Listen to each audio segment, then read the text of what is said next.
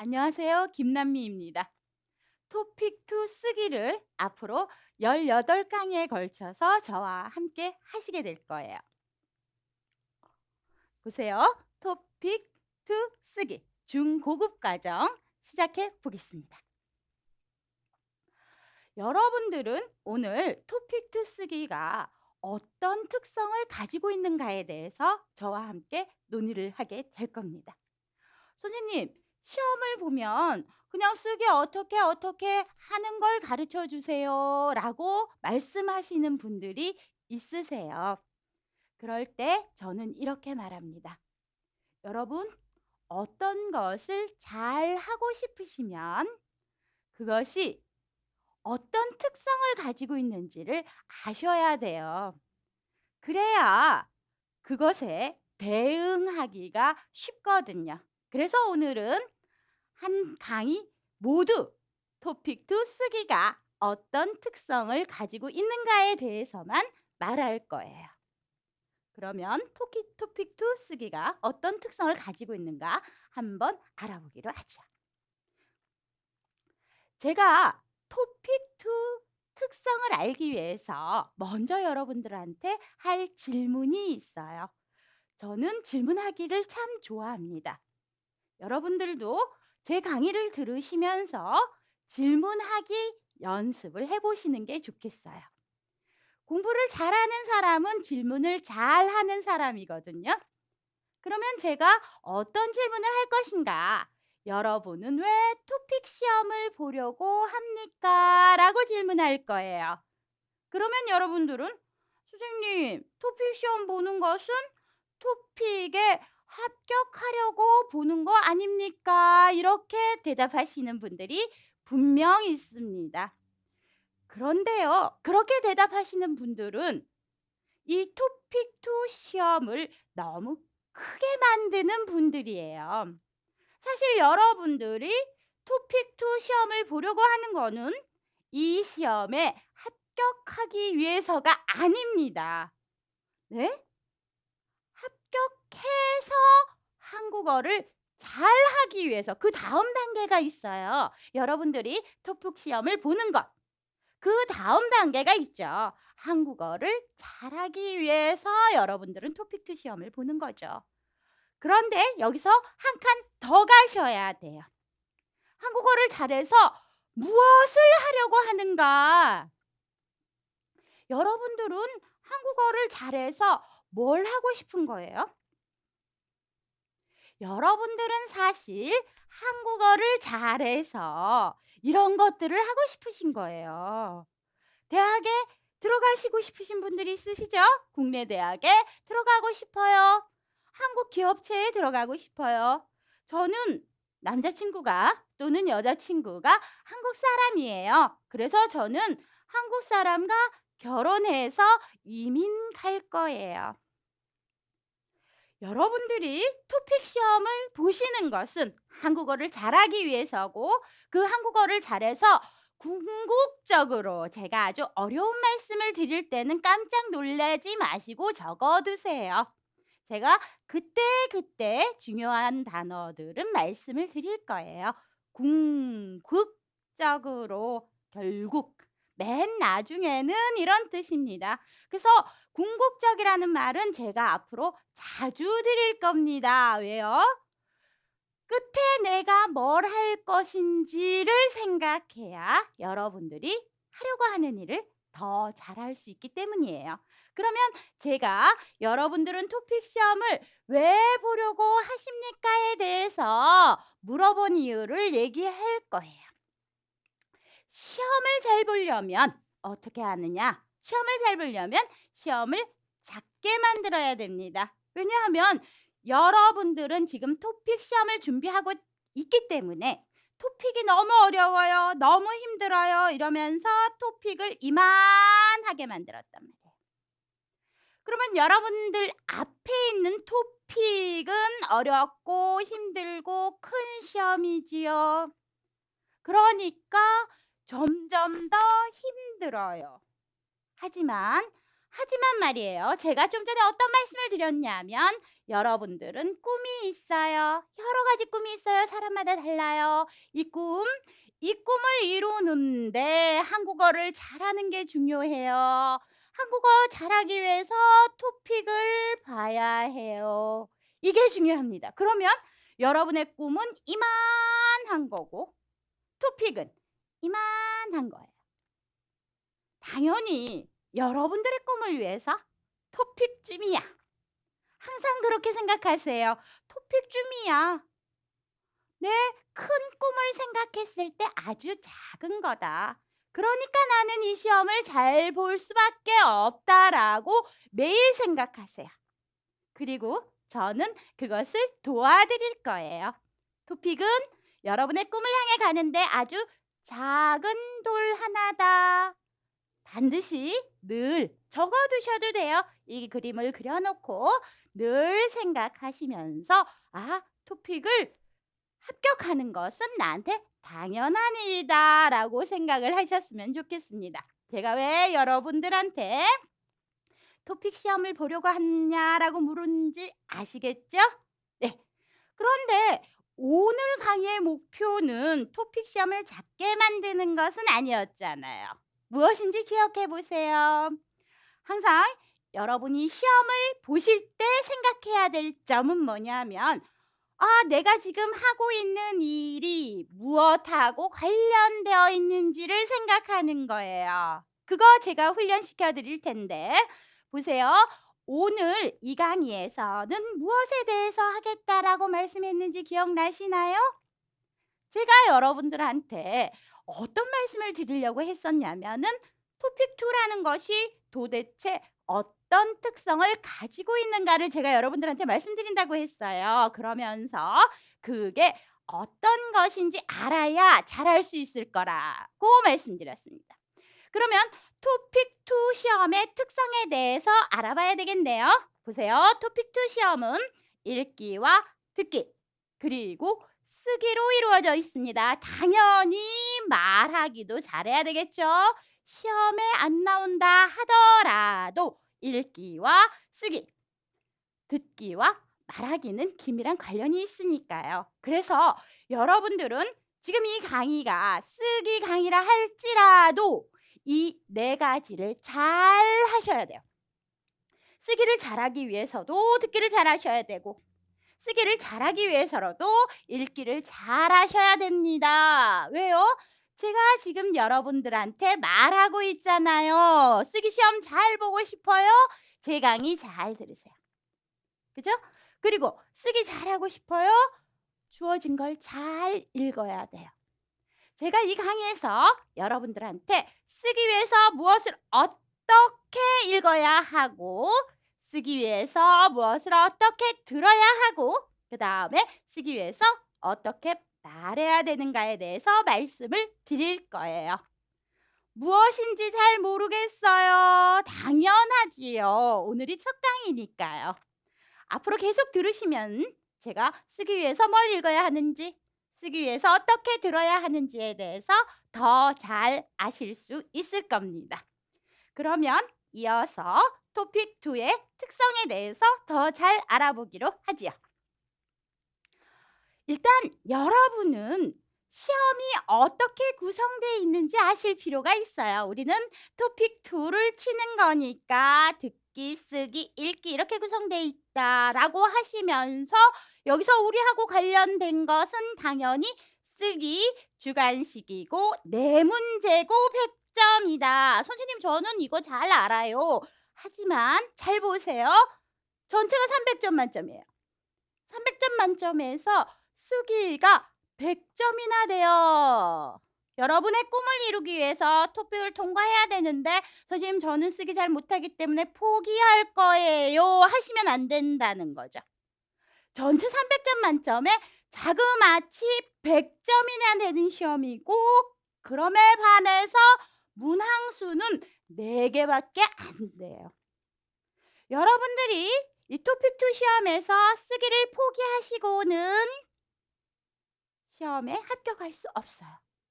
그 시험 합격하는 게 중요한 게 아니라 뭐랬죠? 여러분의 꿈을 이루는데, 여러분이 하고 싶은 일을 하는데 이 시험에 통과하지 않으면 안 된다. 그런데 쓰기 네 문제 때문에 그것을 포기해서는 안 된다라는 말씀을 드리고 싶은 거죠.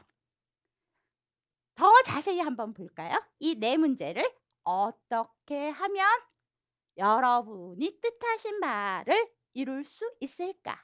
가볼까요?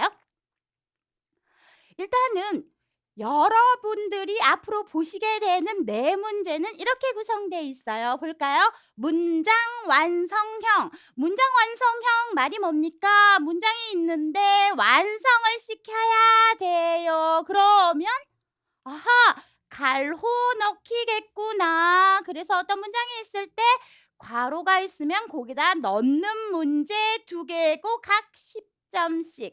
아하, 요거를 대비해야 되겠구나를 아실 수가 있고요. 두 번째 보시면 설명문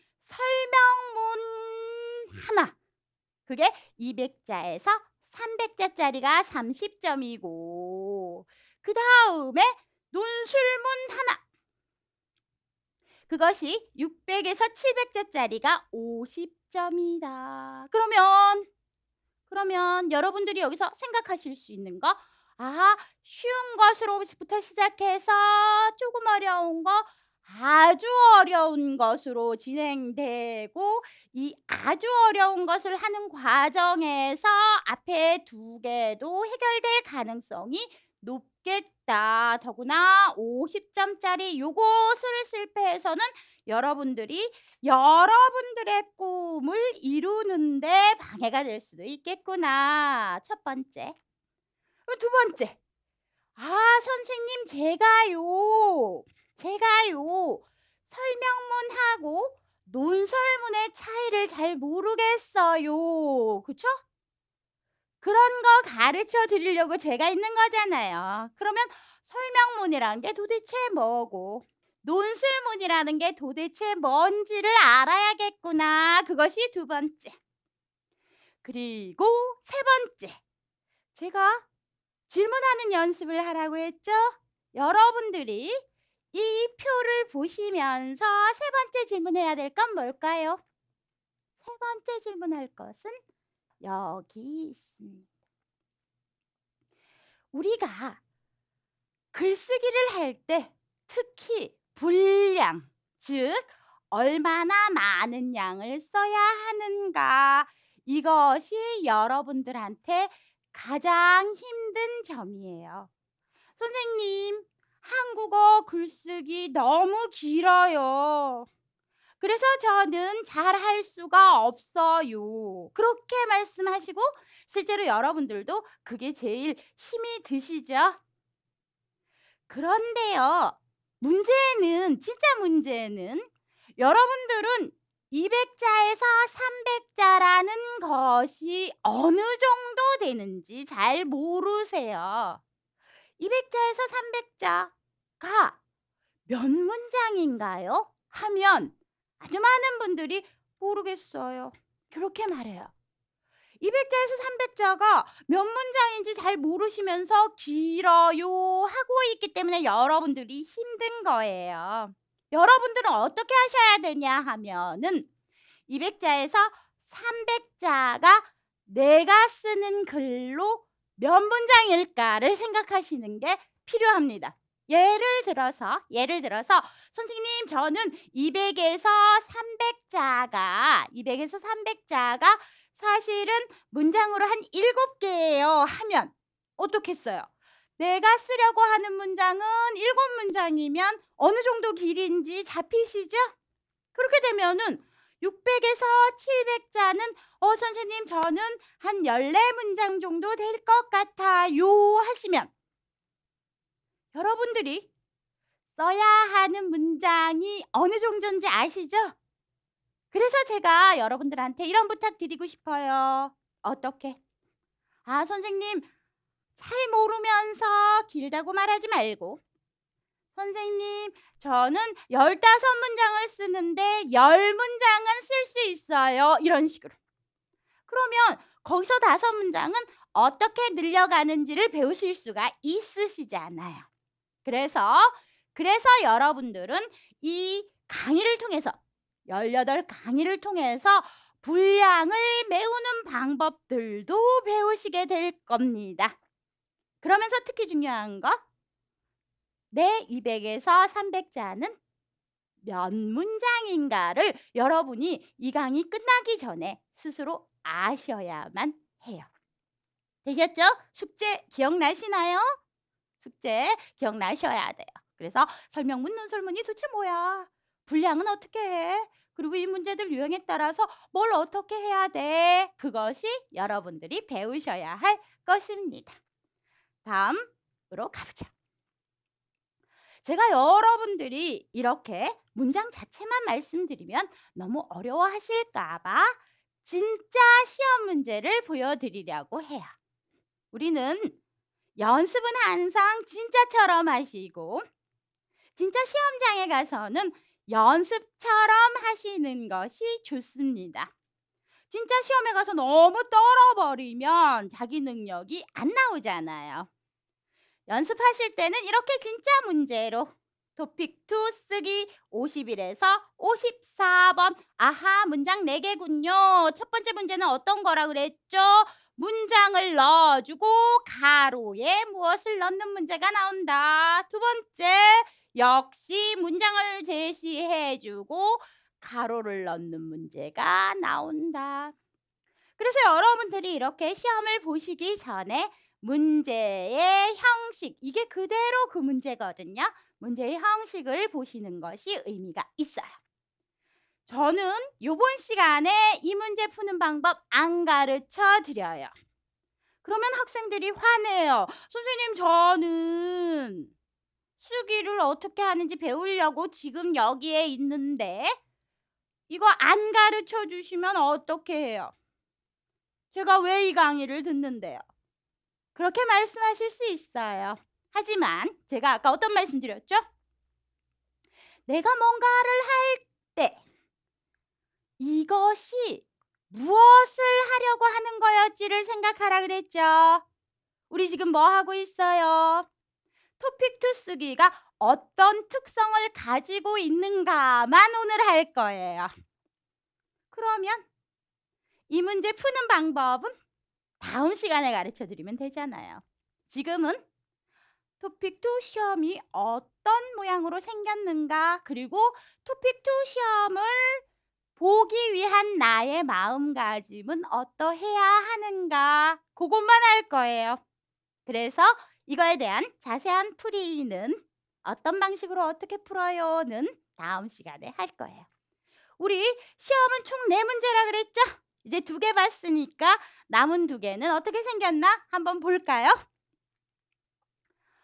다음 그림을 보고 대중매체를 어떻게 나눌 수 있는지 200에서 300자로 쓰십시오. 30점. 이것이 3번째 유형이에요. 근데 3번째 유형은 어떻다고 했냐면 설명문이에요 라고 여러분들한테 말씀을 드렸었지요. 그러면 설명문은 어떻게 쓰는 것인가? 그것 역시 오늘 가르쳐 드리지 않아요. 이제는 좀 마음이 편하시죠? 왜요? 아하, 그러면 이 설명문을 어떻게 하고 요 문제 어떻게 푸는가는 다다음 시간에 가르쳐 주겠구나. 아, 그렇게 따라오시면 됩니다. 그럼 보세요. 다음 그림을 보고 대중매체를 어떻게 나눌 수 있는지 쓰시오 할 때 그림을 보여줘요. 그림을 보여줘요. 여기서 좋은 점. 여러분 글쓰기를 할 때 선생님 아무 생각도 안 나요. 이게 힘들죠? 여러분만이 아니에요. 저도 그래요. 누가 글 써요 이러면 맨 처음에는 아무 생각도 안 나요. 그래서 여러분들은 어떤 생각을 하시냐면 혹시 내가 백지를 내면 어떻게 할까를 고민하십니다. 선생님 아무 생각도 안 나서 백지를 내게 될까 봐 걱정돼요. 아무것도 못 쓰고 내면 점수를 못 받을까 봐 걱정돼요. 그런데 지금 이런 문제 같은 경우에는 그림을 보고죠. 여기에 여러분들이 쓰실 내용이 여기 들어있어요. 그래서 여러분들은 백지를 낼 일이 없어요. 괜찮죠? 그러면 여기 있는 그림으로 어떻게 쓸 수 있는지는 역시 다음 시간에. 되셨죠? 그러면 이제 마지막 문제가 남았겠군요. 마지막 문제를 봅시다. 54번. 우리가 가장 무서워하는 문제죠. 점수도 가장 높아요. 이 문제 어떻게 해요? 역시 제가 여러분한테 말씀드렸죠. 백지를 낼 생각은 하지도 마세요. 그래서는 나중에 여러분들의 꿈을 이룰 수 없어요. 백지 내지 말라고 문제에 어느 정도의 힌트를 줍니다. 그래서 문제를 잘 읽는 것이 중요해요. 그래서 현대사회는 어떻게 되고 있는데 여기에 현대사회에 필요한 인재에 대해서 쓰세요라고 돼 있단 말이에요. 그러고는 아래에 내용을 중심으로 쓰라 했으니까 여러분들이 무엇을 써야 되는지 친절하게 말해줘요. 그래서 이런 것들에 대해서 쓸 거예요. 근데 아까 앞에서는 200자에서 300자짜리였으니까 53번 문제는 이미 주어진 걸 가지고 어느 정도 쓰면 200에서 300자가 될 텐데 이거는 주어진 건 요만큼인데 내용은 700자죠. 어떻게 하시겠어요? 그것 때문에 제가 여러분들의 교재를 가지고 54번을 풀어가는 과정을 자세히 말씀드릴 겁니다. 걱정하지 마세요. 그래서 요거는 다음 강의에, 그러니까 다음 강의부터는 어떻게 된다? 쓰기 문제 유형에 따라서 이런 문제 어떻게 푸시면 돼요? 그 다음에 이런 문제 어떻게 푸시면 돼요? 그 다음 강의에서는 54번 문제 어떻게 푸시면 돼요? 라고 말씀드릴 거예요. 근데 그 54번 문제 같은 경우에는 한 번 가르쳐 준다고 여러분들이 글쓰기를 잘 할 수 있지 않단 말이에요. 그래서 제가 54번 문제를 계속 반복해서 문제를 바꿔가면서 여러분들한테 말씀을 드릴 겁니다. 그러면 여러분들은 지금까지 토픽2 쓰기 문제 4개를 알아봤죠. 다음 시간에는 토픽2 쓰기 이론 1에 대해서 배울 거예요. 어떻게 질문하라 그랬죠? 선생님, 제가 듣기로 쓰기 첫 번째 문제 가르쳐 드린다고 했는데 이 제목은 쓰기 이론이네요. 그게 쓰기 이론이에요. 여러분들이 문제를 어떻게 푸시면 됩니다를 가르쳐 드리는 것이 쓰기 이론이에요. 그래서 앞으로 쓰기 이론 1, 2, 3을 배우시게 될 겁니다. 지금까지 제가 토픽2 쓰기는 어떤 특성을 가지고 있어요 라고 말씀드렸고 그 이전에 여러분들이 토픽2 시험을 보는 이유가 뭡니까? 결국 토픽2 시험을 보는 것은 토픽2 시험을 합격하기 위해서가 아니라 토픽2 시험을 가지고 여러분들이 원하는 것을 이루려고 합니다. 그러니 토픽2 시험쯤이야. 이렇게 생각하라고 말씀드렸었지요. 그러면 다음 시간부터 본격적으로 쓰기 시험 보는 방법을 가르쳐 드리기로 하지요. 다음 시간에 뵙겠습니다.